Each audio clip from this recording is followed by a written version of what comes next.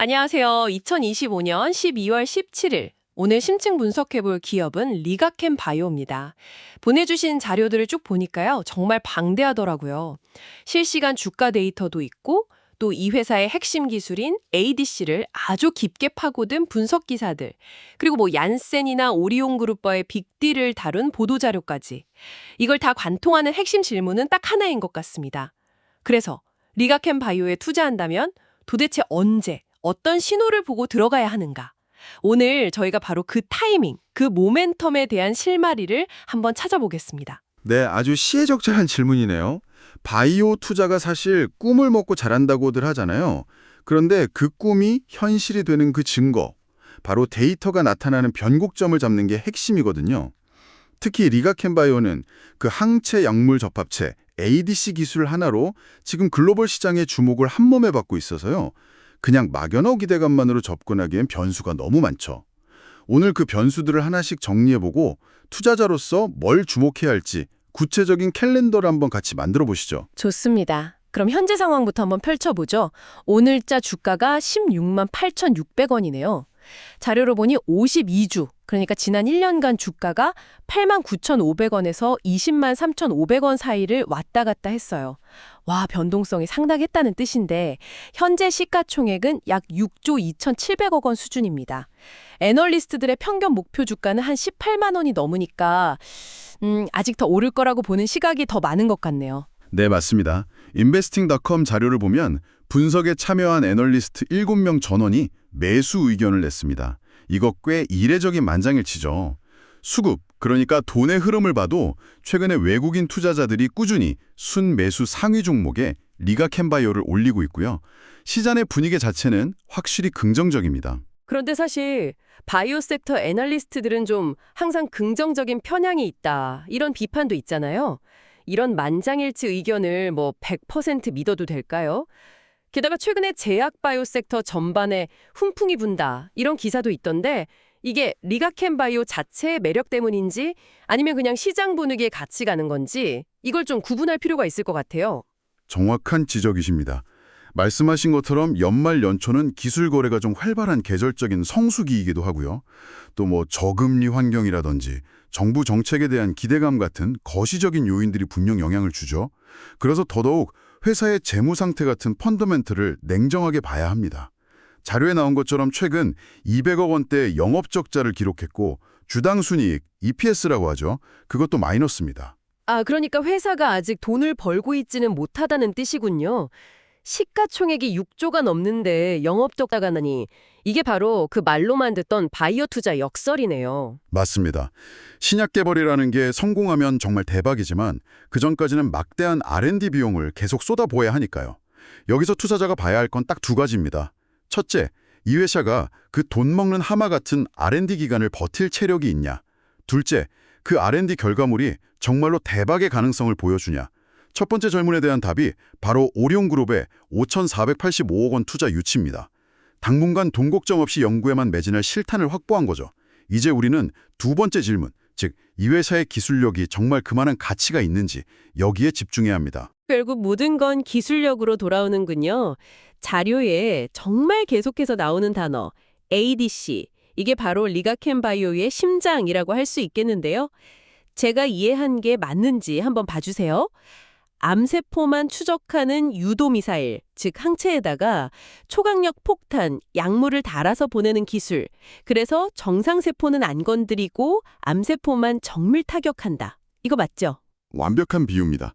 근데 여기서 한 걸음 더 들어가야 해요. 이제 시장은 그냥 유도미사일의 폭탄다는 기술을 넘어서 얼마나 더 정교하고 안전한 미사일을 만드냐 이 싸움으로 넘어갔거든요. 이걸 ADC 2.0 시대라고 부릅니다. ADC 2.0 시대라 1.0이랑은 뭐가 다른 건가요? 그냥 미사일 성능이 더 좋아졌다는 건가요? 핵심은 그 미사일하고 폭탄을 연결하는 연결고리, 바로 링커 기술에 있습니다. 초기 ADC 기술의 가장 큰 문제가 이 연결고리가 좀 헐거워서 미사일의 목표물인 암세포에 도착하기도 전에 폭탄이 중간에 툭 떨어져 버리는 거였어요. 그러면 이제 엉뚱한 정상세포들이 다치게 되고 심각한 부작용을 유발하죠.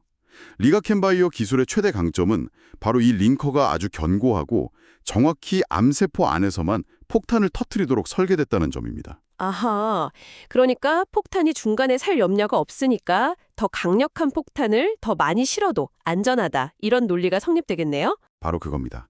그게 왜 중요한지는 조금 있다가 나올 LNCB-44라는 파이프라인 이야기에서 다시 한번 확인하게 될 거예요. 이처럼 독자적인 링커 기술하고 페이로드, 즉 약물 기술을 모두 가졌다는 것, 이게 바로 리가켄바이오의 가치를 설명하는 핵심입니다. 이건 단순히 신약 후보 물질 하나를 개발하는 거랑은 차원이 다른 이야기예요.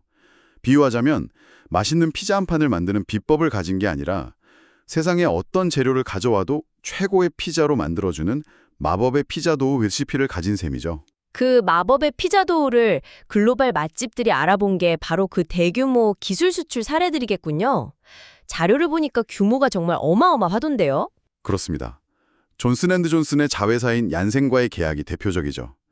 비소세포 폐암 후보 물질 LCB-84 하나에 대해서 최대 17억 달러, 우리 돈으로 약 2.2조 원 규모의 계약을 맺었습니다. 이건 단순한 금액 이상의 의미가 있습니다. 글로벌 제약업계 최상위 포식자 중 하나인 얀센이 리가켄바이오 기술력을 최고 수준으로 인정했다는 공인 인증서나 마찬가지니까요. 일본의 오노약품공업, 미국의 암젠 등과의 계약까지 합치면 누적 기술 수출 규모가 거의 10조 원에 육박합니다. 그런데 재밌는 건 그렇게 기술을 팔아서 돈을 벌면서 동시에 다른 회사들의 기술을 계속 사들이고 있다는 점이에요. 다암바이오, Y바이오로직스 같은 국내 기업은 물론이고 미국 회사 기술까지 도입하고 있더라고요. 이건 어떤 전략인가요? 우리 도우 위에 한번 얹어보자고 제안하는 겁니다. 이런 식으로 매년 서너 개의 새로운 ADC 후보 물질을 확보하겠다는 게 비전 2030 계획의 핵심입니다. 안주하지 않고 계속 최고의 조합을 찾아 나서는 거죠. 알겠습니다. 기술력이 정말 탄탄하고 전력도 영리하다는 건 이제 확실히 이해가 되네요. 그런데 좋은 기술이 항상 좋은 주가로 바로 이어지는 건 아니잖아요. 결국 중요한 건 타이밍일 텐데. 이 엄청난 가치가 주가에 폭발적으로 반영될 만한 구체적인 신호, 투자자가 주목해야 할 이벤트는 뭘까요? 이제 가장 중요한 본론으로 들어왔네요. 결론부터 말씀드리면 투자 캘린더에 가장 크고 굵은 글씨로 동그라미 쳐야 할 시점은 바로 2020년 상반기입니다. 이때 리카켄바이오의 미래를 좌우할 핵심 파이프라인들의 임상 데이터 발표가 집중적으로 예정되어 있습니다. 주가는 보통 이런 대형 이벤트를 앞두고 기대감으로 먼저 움직이거나 발표되는 데이터의 퀄리티에 따라서 정말 천국과 지옥을 오가게 되죠. 2026년 상반기. 딱 정해주시니 명확하네요. 그럼 그 시기에 우리가 어떤 파이프라인들의 성적표를 기다려야 하는지 구체적으로 짚어주시죠. 네, 주목해야 할 선수들이 3명 있습니다. 첫 번째는 LCB14입니다. 유방암들에서 중요한 타겟인 헐2를 공격하는 ADC인데 파트너사인 익스다가 개발을 이끌고 있어요. 여기서 핵심 관전 포인트는 기존 치료제에 내성이 생긴 환자를 대상으로 한다는 점입니다. 아, 기존 약이 더 이상 듣지 않는 환자들에게 새로운 희망이 될 수 있다는 거군요. 이건 시장의 그 미충족 수요를 정면으로 겨냥하는 거니까 데이터만 잘 나와주면 파급력이 엄청나겠는데요? 맞습니다. 이미 시장에는 에너2라는 아주 강력한 HR2 ADC가 있지만 이 약에도 언젠가는 내성이 생기거든요. 그 다음 선택지가 없는 환자들에게 LCB14가 효과를 보인다면 이건 그냥 또 하나의 신약이 아니라 게임 체인저가 될 수 있습니다. 2026년 상반기에 나올 데이터가 바로 그 가능성을 확인시켜줄 첫 번째 시험대가 될 겁니다. 기대되네요. 두 번째 선수는 누군가요? 두 번째는 LCB71입니다. ROR1이라는 단백질을 타겟하는데요. 현재 파트너사 시스톤이 혈액암 환자를 대상으로 임상 1비상을 진행 중이고 이건 역시 2026년 상반기에 중간 결과 발표가 예상됩니다. LCB71의 가장 흥미로운 점은 ROR1을 타깃하는 ADC 중에 아직 상업화에 성공한 약물이 전 세계에 단 하나도 없다는 사실입니다. 와, 그건 계열 내 최초, 그러니까 first in class 신약이 될 수 있다는 뜻이잖아요. 이건 마치 아무도 안 가본 신대륙을 발견하는 거랑 같은 거 아닌가요? 리스크도 크지만 성공했을 때의 과실은 뭐 비교할 수가 없겠어요. 정확합니다. 그래서 LCB71의 데이터는 더 큰 의미를 갖습니다. 만약 긍정적인 데이터가 확보된다면 시스톤이 직접 개발을 이어가기보다는 더 큰 글로벌 빅파마에게 이 권리를 다시 파는 소위 제3자 기술 이전으로 이어질 가능성이 매우 높습니다. 그렇게 되면 리가켄바이오는 또 한 번의 대규모 마일스톤 수익을 기대할 수 있게 되는 거죠. 알겠습니다. 마지막 세 번째 선수도 궁금합니다. 마지막 주자는 LNCB74입니다. B7H4라는 새로운 타겟을 공격하는 ADC인데요. 이건 역시 2026년 상반기에 임상 1상 초기 데이터 공개를 앞두고 있습니다. 그런데 이 파이프라인 관련해서 최근에 아주 흥미로운 소식이 하나 있었죠. 미국 FDA로부터 고용량 투여를 승인받았다는 겁니다. 고용량 투여 승인이요? 아까 저희가 나눴던 그 링커 기술 이야기랑 연결되는 부분 같네요. 폭탄을 더 많이 실어도 안전하다는 걸 입증했다, 이런 의미인가요? 빙고, 바로 그겁니다. 많은 신약 후보 물질들이 약효를 높이려고 용량을 올리다가 부작용 때문에 실패하거든요. 그런데 LNCP74는 고용량에서도 안전하다는 걸 FDA가 인정한 거죠. 이건 LNCP74 자체의 성공 가능성을 높이는 동시에 리가켄바이오의 ADC 플랫폼 기술은 정말 안정적이구나라는 사실을 객관적으로 증명하는 강력한 데이터가 됩니다. 다른 파이프라인들의 가치까지 함께 끌어올리는 효과가 있는 셈이죠. 그렇군요. LCB14, LCB71, LNCP74 이 세 가지가 2026년 상반기라는 메인 이벤트를 이끌어갈 주인공들이네요. 그럼 그 시점까지는 그냥 기다리기만 하면 되는 건가요? 아니면 그 사이에도 우리가 주목할 만한 다른 모멘텀들이 있을까요? 물론 있습니다. 메인 이벤트는 2026년이지만 그전에도 주가를 움직일 수 있는 촉매제들은 얼마든지 나올 수 있습니다. 가장 예측하기 어렵지만 강력한 게 바로 신규 기술 이전 계약입니다. 회사는 지금도 여러 글로벌 제약사들과 파트너십을 논의하고 있다고 공공연하게 밝히고 있거든요. 어느 날 갑자기 얀센급의 빅들이 또 터져나올 수 있다는 거죠. 최근에 AI 신약 개발 전문가를 영입한 것도 그런 맥락에서 볼 수 있겠네요. 자료를 보니 옥찬용 박사라는 분을 중개연구센터장으로 영입했던데 이것도 장기적인 모멘텀이 될 수 있겠어요? 아주 중요한 포인트입니다. 이건 단순히 유행 따라서 AI 전문가를 데려온 게 아니에요. AI를 활용해서 어떤 유전자를 가진 환자에게 우리 약이 더 잘 들을지 예측하는 이른바 바이오마커를 찾아내겠다는 구체적인 목표가 있습니다. 그렇게 되면 임상시험을 할 때 성공 확률이 높은 환자들만 골라서 진행할 수 있게 되죠. 이건 임상 성공률 자체를 극적으로 끌어올릴 수 있는 굉장히 스마트한 전략적 행보입니다. 당장의 주가보다는 회사의 장기적인 가치를 몇 단계 끌어올릴 수 있는 움직임이죠. 그럼 단기적으로 시장에 관심을 환기할 만한 그런 이벤트도 있을까요? 네, AICR 그러니까 미국 암연구학회나 ESMO 같은 세계적인 학회에서의 데이터 발표가 그런 역할을 합니다. AICR이라고 하면 암 연구 분야에서는 가장 권위 있는 학교 중 하나인데 이런 곳에서 LCB39 같은 차세대 파이프라인의 초기 연구 결과를 발표하는 것 자체가 기술력에 대한 자신감의 표현이거든요. 이런 작은 이벤트들이 꾸준히 나오면서 2026년 상반기라는 큰 이벤트에 대한 시장의 기대감을 계속 유지하고 예열시키는 역할을 하는 겁니다. 자, 그럼 오늘 나눈 이야기들을 한번 정리해 보겠습니다.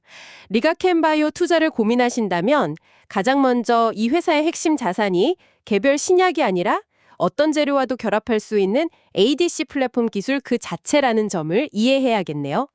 그리고 그 기술의 가치가 증명될 결정적인 순간은 바로 2026 상반기에 집중되어 있다는 것.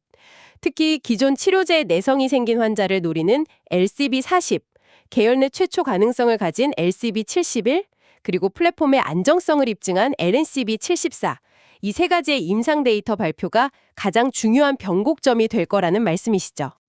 단기적으로는 깜짝 신규 기술 이전 계약이 나오는지 주시하면서 중장기적으로는 2026 상반기라는 디데이를 캘린더에 표시해두고 그때까지 이 새 파이프라인의 개발 과정이 순항하는지를 계속 추적 관찰하는 전략이 유효해 보입니다. 오리온의 든든한 자금 지원을 바탕으로 한 공격적인 R&D가 어떻게 구체적인 데이터와 상업적 성과라는 열매로 이어지는지를 확인하는 과정, 그 자체가 투자의 여정이 될 겁니다. 오늘 분석을 통해 투자 시점과 핵심 모멘텀을 아주 구체적으로 짚어볼 수 있었네요. 여기서 마지막으로 한 걸음만 더 나아가서 이런 상상을 해보는 것도 재밌을 것 같습니다. 보내주신 자료에도 있듯이 지금 글로벌 제약 시장은 ADC 기술 확보 전쟁 중이거든요.